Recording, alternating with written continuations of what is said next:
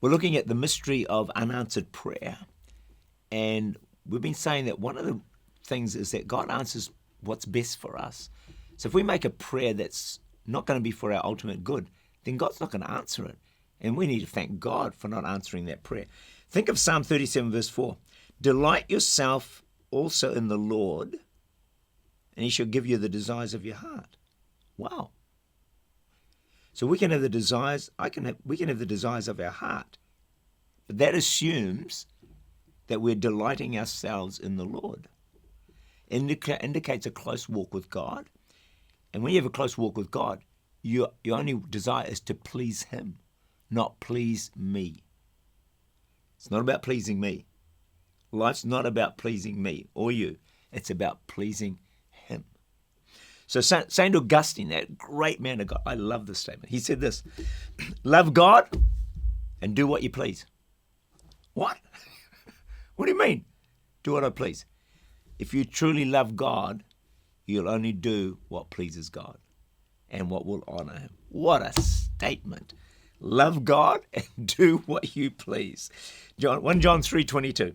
Whatever you ask, we receive from him because we keep his command. Oh, no. Why does that have to be there? Because we keep his commandment and do those things that are pleasing in his sight. You want to get a few more answers? Keep his commandments and do what's pleasing in his sight. Mystery of unanswered prayer. One of the results is we've become more like Jesus. I'm sure you want that. I want it. James 1:2-4. My brethren, count it all joy when you fall into various trials. Unanswered prayer.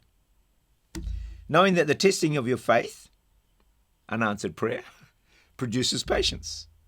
Let patience have its perfect work, that you may be perfect and complete, lacking nothing. Chuck Colson, great preacher, said this, God does not promise to take us out of the fire. He promises to get into the fire with us. He may not answer your prayer quickly, so you seek God more and grow in prayer. Wow. It's an interesting thought, eh? He goes on to say, he may not remove that difficult person around you, so you learn forgiveness and become more like Jesus. He may let that trial continue so you grow in faith and trust. He may not answer your prayer for a friend so you become a friend of God. All reasons why prayers are not answered. You may have thought unanswered prayer is the greatest reason not to pray.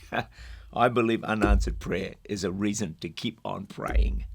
Sometimes we can have our cake and eat it. God gives us the very thing we want, and he gives us the desire of our hearts. But I want to suggest probably a lot of prayer boils down to observing this verse. Matthew 6:33. Seek first the kingdom of God.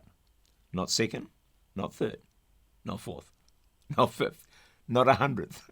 Seek first the kingdom of God and his righteousness. Don't forget that part. And all these things will be added to you.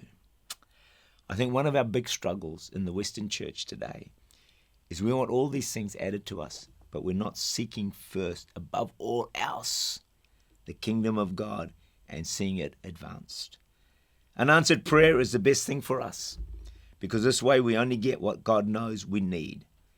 And that's better than what we thought we needed and wanted. Thank God for unanswered prayer. If you're in the area, we'd love you to join with us on Thursday nights at 6 p.m.